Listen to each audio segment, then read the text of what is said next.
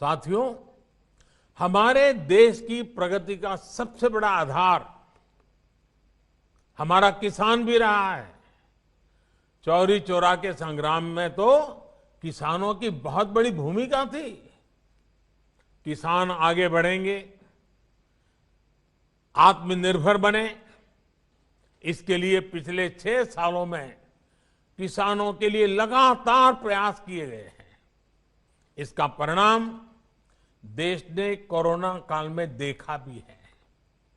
महामारी की चुनौतियों के बीच भी हमारा कृषि क्षेत्र मजबूती से आगे बढ़ा और किसानों ने रिकॉर्ड उत्पादन करके दिखाया।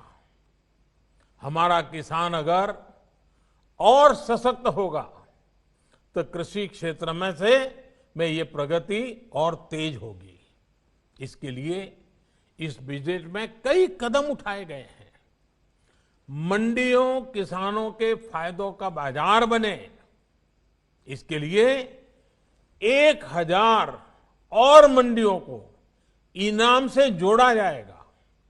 यानी मंडी में जब किसान अपनी फसल बेचने जाएगा तो उसे और आसानी हो जाएगी। वो अपनी फसल कहीं भी बेच सकेगा।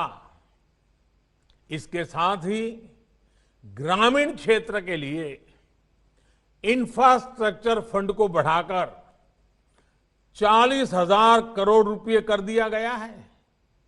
इसका भी सीधा लाभ किसान को होगा। ये सब फैसले हमारे किसान को आत्मनिर्भर बनाएंगे, कृषि को लाभ का व्यापार बनाएंगे।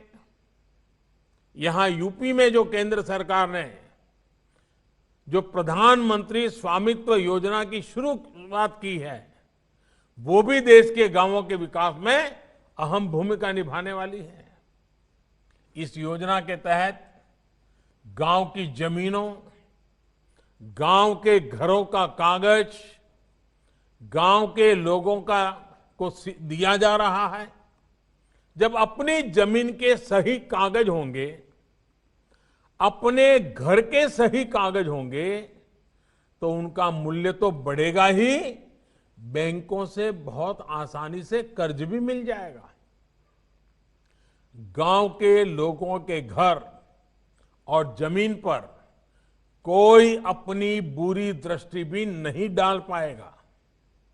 इसका बहुत बड़ा लाभ देश के छोटे किसानों को, गांव के गरीब परिवारों को होगा।